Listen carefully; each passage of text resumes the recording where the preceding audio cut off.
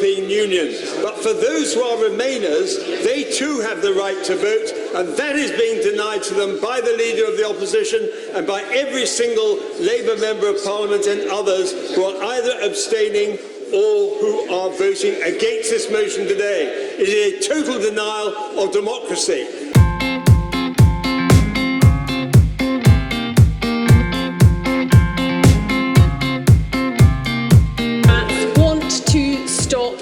Brexit.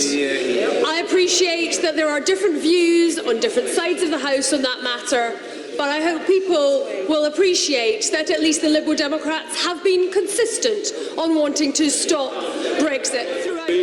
And I've just done a two-day tour around my constituency last Friday and Saturday, and I spoke to a number of people. There were 3 hardcore Remainers who would almost do anything to remain in the European Union, but the vast majority of people who come up to me in the Ribble Valley say, I either voted leave, get on with it, and they're quite angry actually, quite angry that we haven't left the European Union yet, and then there are others who say, I voted remain, but I can't believe that we're still in the European Union. I'm a Democrat.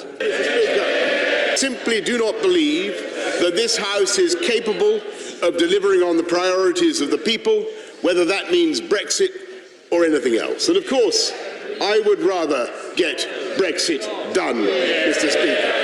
I would rather get Brexit done first. And I share the blazing urgency of many colleagues across the House. And indeed, last Tuesday, we briefly allowed hope to bloom in our hearts, Mr. Speaker, when for the first time in 3.5 years, Parliament voted for a deal to take this country out of the EU. And I repeat my admiration for the way MPs came together across the House to do that. Now, we believe, I will make some progress and I will give way. We believe the best way to do this is to put a specific Brexit deal to the public for a final say in a people's vote.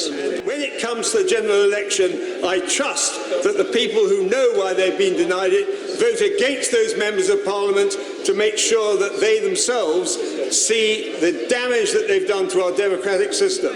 They said we would never reopen the withdrawal agreement. They said that we would never be able to get rid of the backstop. They said we would never do a new deal with the EU. We did all of them, Mr. Speaker. They said we would never get Parliament to agree. And I give way to my right honourable friend. I thank my right honourable friend and all he's doing to get Brexit done. Could I ask him, in his preparations for a no-deal Brexit, can he make sure there's plenty of corn feed for the election chickens on the opposite benches? I could, Mr. Speaker. Elegantly put, Mr. Speaker. Thanks to the work of the Chancellor of the Duchy of Lancaster, our preparations for no-deal Brexit are very thorough indeed. But alas, we have not been able, as I say, to get Parliament to agree. There was a tantalising moment, as I say, when I thought that Parliament was going to do the sensible thing, Mr. Speaker. And then this House threw out the programme motion at the urgings of the opposition, at the final hurdle, as they intended all along.